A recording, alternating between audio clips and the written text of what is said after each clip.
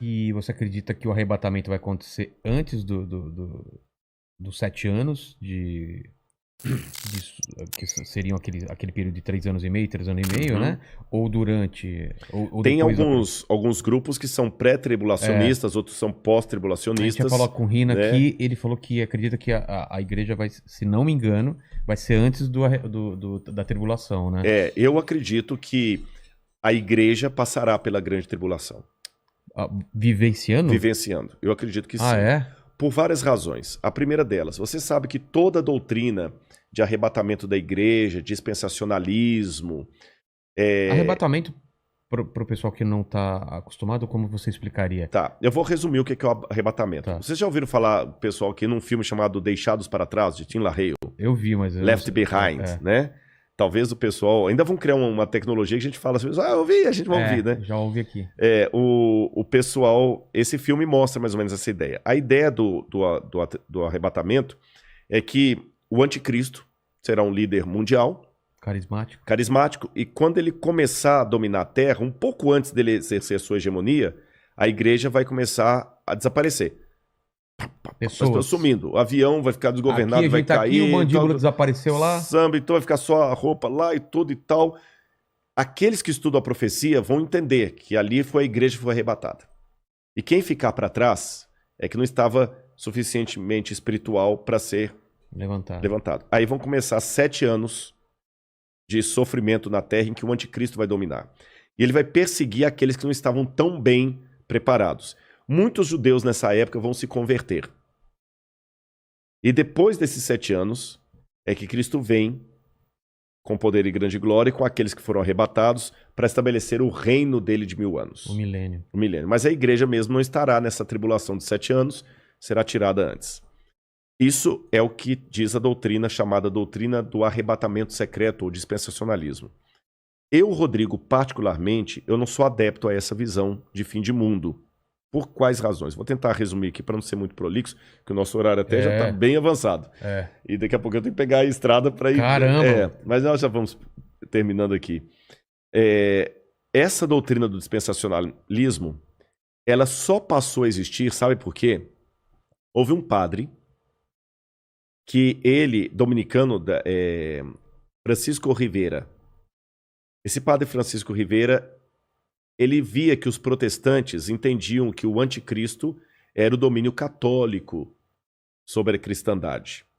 Então esse padre, para tirar os olhos do papado, ele criou duas coisas. Deu uma ênfase a uma ideia preterista, que o anticristo era Nero, e que a volta de Jesus será o seguinte, que o anticristo é alguém que vai surgir ateu no futuro e que a igreja não estaria aqui.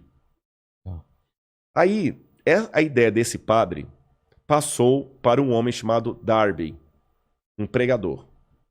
Isso eu estou falando já no começo do século XX.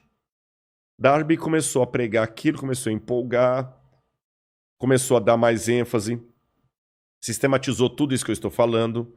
Aí veio, depois de Darby, veio Scofield e criou a Bíblia Anotada de Scofield, que se tornou a Bíblia de todos os protestantes. E na Bíblia de Scofield estava essa doutrina que ele aprendeu de Darby. E depois de Scofield, outros pregadores renomados começaram a propagar a ideia do dispensacionalismo, especialmente o Tim LaHaye, que ficou muito famoso. E isso hoje emplacou, especialmente no mundo evangélico, como sendo a visão de fim de mundo.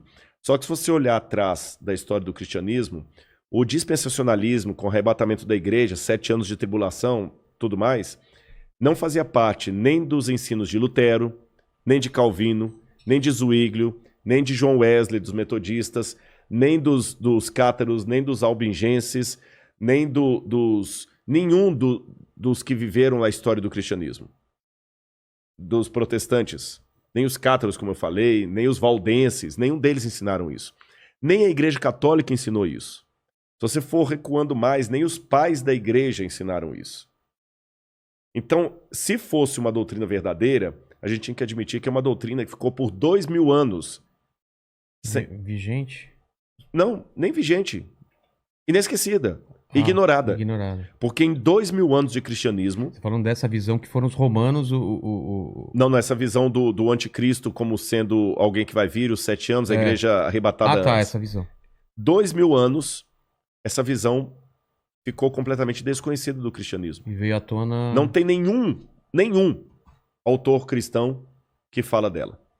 Começou com Francisco Rivera, padre, e depois Darby e Hal Lindsey também, que vai vir depois de Hal Lindsey com Tim LaHaye, que vão propagar isso aí. E espalhou no mundo gospel. Mas, biblicamente, eu tenho dificuldade de aceitá-la por algumas razões. Em primeiro lugar, a volta de Jesus na Bíblia é descrita, e quando eu falo eu acredito assim, eu estou falando Lutero, Zwinglio, Calvino, todo esse pessoal aí, né? Ela será com poder e grande glória. Todo olho o verá. Até aqueles que o traspassaram. A Bíblia não fala de um arrebatamento secreto. Não fala. Mas como é que Rodrigo lá em Tessalonicenses fala? Seremos arrebatados no abrir e fechar de olhos. A palavra arrebatados ali significa tirado de um lugar e levado para outro. Não fala em arrebatamento secreto. Jesus fala, porque assim como o relâmpago que sai do Oriente e se mostra até no Ocidente, assim há de ser a vinda do Filho do Homem. Então não é uma coisa secreta. Com essas coisas em mente, outro detalhe, o Apocalipse fala que Deus guardará o povo dele na provação que há de vir. Algumas traduções falam da aprovação. Guardará em meio à provação. Tá certo? A Arca de Noé, que é tomada por modelo de muitos, até em Jesus também, que fala, assim como foi nos dias do dilúvio, será na vinda do Filho do Homem, a família de Noé que foi salva, ela foi protegida do dilúvio, mas não retirada do dilúvio. Foi ela protegida, mas passou pelo dilúvio. Então, com esses e outros elementos, que eu precisaria de mais tempo para decidir. Não, mas eu entendi a visão. Eu acredito que Jesus vai voltar com poder e grande glória depois do período da grande tribulação. A grande tribulação antecipa a volta de Jesus, porque Mateus fala, logo em seguida, a tribulação daqueles dias, fala da Idade Média, o sol escurecerá, a lua não dará sua claridade, etc, etc, etc, etc. E depois Daniel fala também que haveria um grande tempo de angústia, o qual nunca houve. Aí vem a vinda de Cristo. Tá certo? E nesse tempo de angústia, o qual nunca houve, o povo de Deus vai ser perseguido pelo anticristo e pelos que aderirem ao anticristo. Eu não sei se eu estarei vivo nessa época, mas se eu estiver, eu peço a Deus que eu fique firme ao lado de Deus e você também. Amém. E a volta de Cristo é aquela esperança que acalenta o nosso coração. Está perto. Eu não posso dizer quão perto, mas está próxima. Você diz nossa geração. Nossa geração. Caramba. A única coisa que eu digo para não ficar marcando data é só uma atenção, e essa aqui é para quem é crente. Às vezes Deus tem profeticamente o tempo de cumprir uma coisa, mas por causa da rebeldia do povo dele, a promessa se estende e atrasa. Vou dar um exemplo. Quando o povo de Israel saiu do Egito... Era para ficar 40 anos? Não era para ficar 40 anos. Entendi. Então, se você tivesse conversando comigo na época que as pragas estivessem caindo no Egito e estivesse fazendo esse podcast... E aí? Lá em Mênfis, exatamente, ele me perguntaria assim, Rodrigo, na sua opinião, a libertação do povo hebreu está próxima? Eu falo assim, olha, pelo que eu estou vendo dos indícios, o rio Nilo se tornando em sangue, os animais morrendo, está muito próxima a libertação do povo de Deus. E de fato estava, tanto é que na Páscoa eles saíram. Só que eles saíram do Egito, mas o Egito não saiu deles. Resultado, ficaram 40 anos morgando no deserto. Então eu te dou a mesma resposta. Olhando o cenário mundial hoje, a nossa libertação está muito perto. Eu espero que nós não precisemos ficar 40 anos vagueando no deserto por causa da nossa falta de fé, da nossa falta de compromisso com as coisas de Deus.